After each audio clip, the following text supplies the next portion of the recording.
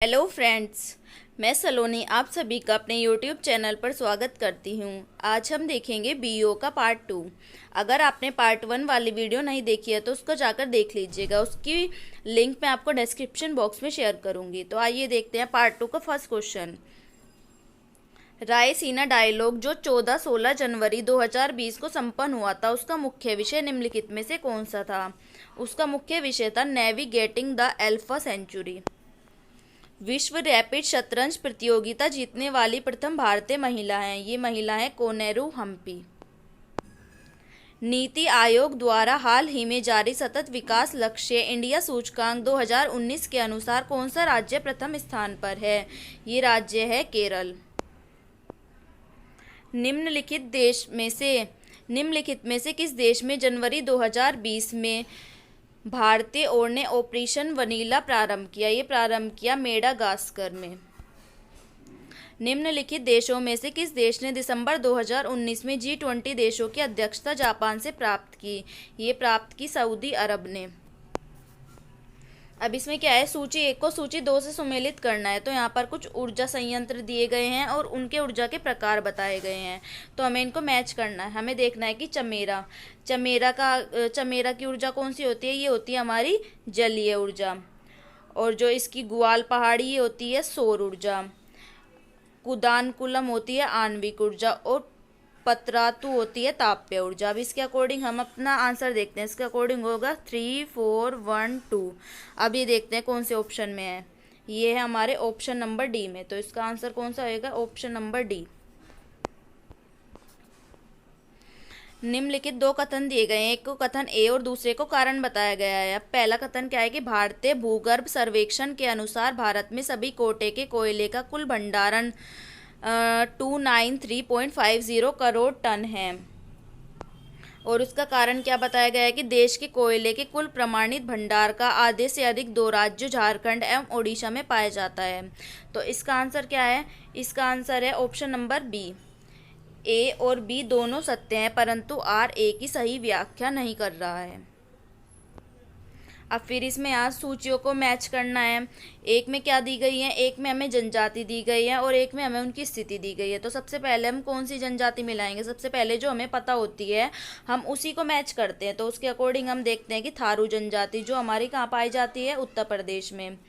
और जो जरवा है ये पाई जाती है अंडमान और निकोबार में। कुकी ये पाई जाती है मणिपुर में और गोंड मध्य प्रदेश में। तो इसके अकॉर्डिंग हमारा ऑप्शन हुआ 4, 3, 1, 2। तो इसके अकॉर्डिंग देखते हैं, ये है इसमें 4, 3, 1, 2 ऑप्शन नंबर बी। भारत में नगरीकरण के संदर्भ में निम्नलिखित कथनों में से कौन सा कथन सही है? अब 2011 की जनगणना के अनुसार देश की कुल नगरीय जनसंख्या का 60% से अधिक प्रथम श्रेणी के नगरों में निवास करती है। दूसरा क्या है? 2011 में देश में 10 लाख से अधिक जनसंख्या वाले 53 नगर संकुल थे। तो इसका ऑप्शन कौन सा सही होगा? इसके जो दोनों कथन है वे दोनों के दोनों ही सही हैं। तो इसका होगा 1 एवं 2 दोनों। अब इसमें हमें फिर मैच करना है। ये कुछ जैव आरक्षित क्षेत्र दिए गए हैं और भारत के राज्य बताए गए हैं, हमें इनको मैच करना है। तो हम देखेंगे नोकरेक कहाँ पर पाया जाता है? ये होता है मेघालय में। तो इसका आंसर हो गया मेघालय। मानस जो है वो है असम में। और सिमिलपाल है उड़ीसा में। अगस्त्यमलाई है केरल में। तो इसके अकॉर्डिंग कौन सा सही हुआ? 3, 1, 4, 2। अभी देखते हैं कौन से ऑप्शन में है। ये है हमारे ऑप्शन नंबर सी में। तो इसका आंसर हुआ ऑप्शन नंबर सी। भारत के निम्नलिखित राज्यों में से कौन सा जनसंख्या की दृष्टि से द्वितीय एवं क्षेत्रफल की दृष्टि से तृतीय स्थान पर है? ये है महाराष्ट्र। 2011 की जनगणना के अनुसार भारत के निम्नलिखित राज्यों में से किसमें प्रति 100 बालिकाओं 0 से 6 वर्ष की संख्या पर बालकों की संख्या सर्वाधिक है? तो ये है हमारा हरियाणा स्टेट।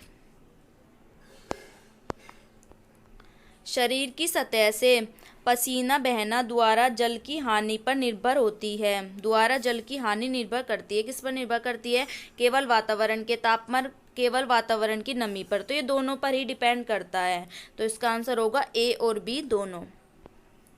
निम्नलिखित में से कौन सा तत्व पौधों में सूक्ष्म पोषक तत्व नहीं है? ये नहीं है मैग्नीशियम। हीमोग्लोबिन के संबंध में निम्नलिखित में से कौन सा कथन सही नहीं है? यह लाल रंग का होता है, सही है। यह फेफड़ों से कोशिकाओं तक ऑक्सीजन का वाहक होता है, ये भी सही है। यह कुछ अम्लीय होता है, ये गलत है, क्योंकि अम्लीय नहीं होता, ये क्षारीय होता है। अब है रक्त में ग्लाइकोसिलेटेड हीमोग्लोबिन का मापन निम्नलिखित में से किसके प्रबंधन के लिए लाभदायक है? ये है मधुमेह के प्रबंधन के लिए लाभदायक है। नेक्स्ट क्वेश्चन, भारतीय संविधान में निम्नलिखित में से किस कर्तव्य को मौलिक कर्तव्य के रूप में निर्धारित किया गया है? अब हमें इनके ये ऑप्शंस पढ़ने हैं कि किस किस को निर्धारित किया गया है। देश की रक्षा करना, ये भी हमारा मौलिक कर्तव्य। आयकर अदा करना, ये हमारे मौलिक कर्तव्य में नहीं निर्धारित किया गया है।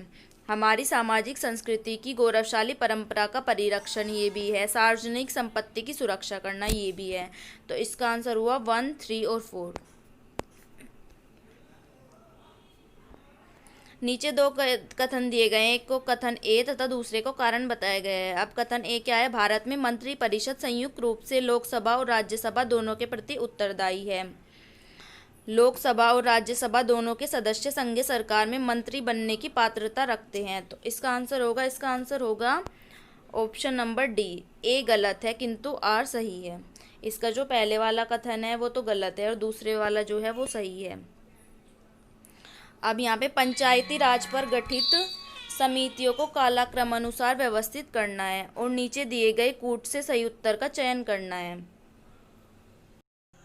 अब हमें इसकी समितियाँ देखेंगे। पहले नंबर पे आई थी BR मेहता समिति, फिर उसके बाद आई थी अशोक मेहता समिति, फिर उसके बाद आई थी राव समिति और सबसे लास्ट में आई थी LM सिंघवी समिति।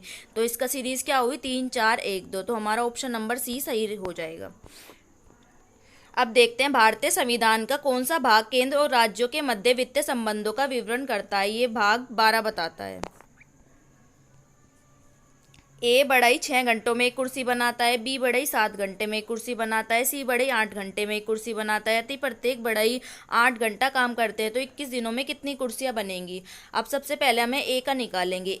ए को एक दिन में कितना काम करना है? 8 घंटे। और कितने दिन तक करना है? 21 दिन तक।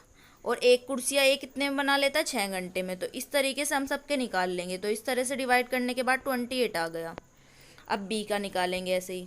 बी को भी 8 और 21 और एक दिन में कितनी, इसे एक कुर्सी बनाने में 7 घंटे लगते हैं। तो इसका आ गया हमारा 24 चेयर्स। अब सी का हमारा सीधा हिसाब है क्योंकि इसको 8 घंटे काम करना है 21 दिन तक और ये इसे एक कुर्सी बनाने में 8 ही घंटे लगते हैं। तो ये इसने बना दी 21 कुर्सियाँ। तो अब हमारी ए, बी और सी की कुर्सियाँ हो गई। ए की 28, बी की 24 और सी की 21। इन तीनों का अगर हम ऐड करेंगे तो 73 आएगा। तो 73 चेयर्स बनेंगी। अब देखते हैं दिया गया है BCDF GHIK LMNP। इसमें हम देखेंगे कि BCDF सबसे पहले 1+ हुआ है, फिर 1+ हुआ है, लेकिन लास्ट में करने के लिए हमारा 2+ किया गया है। फिर उसके बाद FG तुरंत वाला आ गया, फिर +1, फिर +1, लास्ट वाले में +2। अब हम इसमें भी करेंगे LMNP। P के तुरंत बाद आ गया Q, फिर R, फिर S, फिर हम इसमें 2+ करेंगे तो हमारा आ गया U। तो इसका आंसर हुआ ऑप्शन नंबर सी। यदि 1980 में भारत का गणतंत्र दिवस शनिवार को पड़ता है, एक्स का जन्म 3 मार्च 1980 को हुआ था, तो वाई एक्स से 4 दिन बड़ा है, तो वाई के जन्म का क्या दिन होगा? अब एक्स का जन्म कब हुआ है? 3 मार्च को, और वाई उससे 4 दिन बड़ा है, तो वाई कब हुआ होगा? वाई हुआ होगा हमारा 28 फरवरी को। अब हम ये देखेंगे कि ये लीप ईयर है जो 1980 दिया गया है, तो इसमें फरवरी में 29 दिन होंगे। तो अब हमारा गणतंत्र दिवस कब बनता है? गणतंत्र दिवस मनाया जाता है 26 जनवरी को। अब हमें 26 जनवरी से लेकर इन दिनों को काउंट करना है, तो हम इन दिनों को काउंट करेंगे। अब 26 जनवरी से लगाएंगे हम फरवरी तक, कितने दिन हो गए? ये हो गए हमारे 5 दिन। और फिर हमें लगाने हैं 4 दिन बड़ा है, तो उसका जन्म हुआ था हमारा 28 को। तो 28 और 5 कितने होते हैं? 33। 33 को हम 7 से डिवाइड करेंगे। 7 से डिवाइड करने पर हमारे 5 और डेज आते हैं, तो हम शनिवार में 5 दिन ऐड करेंगे तो हमारा आ जाएगा बृहस्पतिवार। अब ये क्या दिया गया है यहाँ पे, प्रश्नवाची संख्या के स्थान पर कौन सी संख्या आएगी। इसमें क्या किया गया है कि 51 को 5 गुना 1 और 61 को 6 गुना 1, यानी कि इसमें क्या किया गया 5 प्लस 6, जो भी इन दोनों की यूनिट डिजिट्स हैं उनको प्लस किया गया है, जो भी इनकी डिजिट्स अलग अलग है उनकी मल्टीप्लाई करके दोनों को ऐड किया गया है। तो 5 और 6 11 होते हैं। ऐसे ही हम इसमें करेंगे, इसमें हम करेंगे 3 गुना 5 4 गुना 3 और दोनों को ऐड कर देंगे तो 15 और 12 कितने होते हैं 27। तो इसका आंसर क्या हो गया हमारा 27। 5 वर्ष पूर्व ए और बी के आयु का अनुपात 4:5 था। ए की वर्तमान आयु 29 वर्ष है तो बी की वर्तमान आयु क्या होगी। अब इसमें क्या दिया गया है कि 5 वर्ष पूर्व, अब वर्तमान की आयु तो है 29, तो अगर हम 5 वर्ष पूर्व देखेंगे ए की आयु तो 5 वर्ष पूर्व थी 4x। अगर हम 5 वर्तमान में करेंगे, उसकी आयु वर्तमान की निकालनी है तो हमें उसमें 5 ऐड करना पड़ेगा, और वर्तमान में कितनी है इसकी 29, तो इसे 29 के इक्वल रख देंगे। 4x हमारा कितना आ जाएगा 24 और x कितना आ जाएगा हमारा 6, तो x 6 आ गया। अब हमें b की वर्तमान आयु निकालनी है। अब b का रेशियो क्या है 5x, तो 5x के अकॉर्डिंग b कितना हुआ 30 का, लेकिन हमें वर्तमान आयु बतानी है।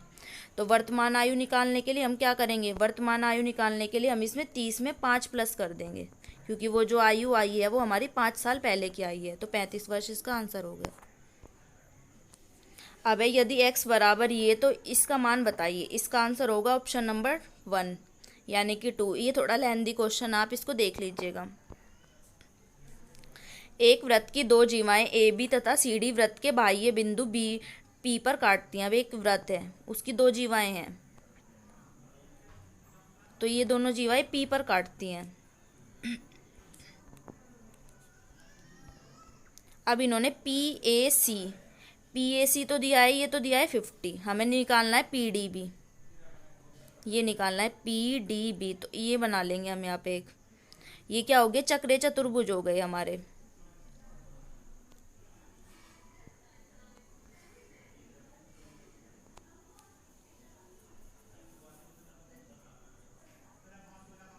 इसमें जो हमारा एंगल दिया गया है वो ऐसे एंगल दिया गया है, जैसे ये हमने बना लिया P A B C D, P A C angle दिया गया है, यानी कि हमारा ये वाला एंगल 50 दिया गया है। ठीक है, अब जो ये वाला एंगल बनेगा, ये इधर वाला ये 130 रहेगा, क्योंकि ये लीनियर पेयर है। एक लाइन पे पूरा जो भी एंगल बनता है वो 180 का बनता है, तो 180 में से 50 घटा दिया हमने, 130 बच गया। अब जो ये और ये सामने, ये चक्रे चतुर्भुज है, और चक्रे चतुर्भुज का क्या होता है कि इनके आमने सामने के कोणों का योग 180 होता है, तो इसके सामने वाला 130 है, तो ये कितना बचा 50, तो इसका आंसर हो गया 50। यदि 2 संख्याओं का मैसेपे और लैसेपे क्रमशः 21 और 84 हैं और संख्याओं का अनुपात 1:4 है, तो इन दोनों में बड़ी संख्या होगी। अब इसका फॉर्मूला क्या होता है, LCM multiply HCF is equal to पहली संख्या गुना दूसरी संख्या। पहली संख्या हो गई x, दूसरी हो गई 4x। एलसीएम कितना दिया गया है यहाँ पे, एलसीएम दिया गया है 84 और ये है 21 और ये हो गया हमारा 4x²। अब आप इसको सोल्व कीजिएगा। इसको सोल्व करने के बाद आपको बड़ी संख्या मिल जाएगी। सबसे पहले हम क्या करेंगे, x² निकालेंगे। x² कितना हो गया हमारा, x की वैल्यू यहाँ पर 21 आएगी, आप सोल्व कर लेना। x की वैल्यू अगर 21 आई तो बड़ी संख्या इसमें से क्या है 4x, तो 4 में 21 की मल्टीप्लाई करेंगे तो 84 हमारा आंसर आ जाएगा आसानी से। देश के बड़े राज्यों के समूह में भारत के किस राज्य ने वर्ष 2019 में सुशासन सूचकांक में शीर्ष स्थान प्राप्त किया। ये किया तमिलनाडु ने। अप्रत्यक्ष करों को प्रतिगामी कर व्यवस्था क्यों कहा जाता है, ये इसलिए कहा जाता है ये सभी आय समूह पर समान दरों पर लगाए जाते हैं। अब इसका पार्ट 3 देखेंगे हम नेक्स्ट वीडियो में। ओके, धन्यवाद।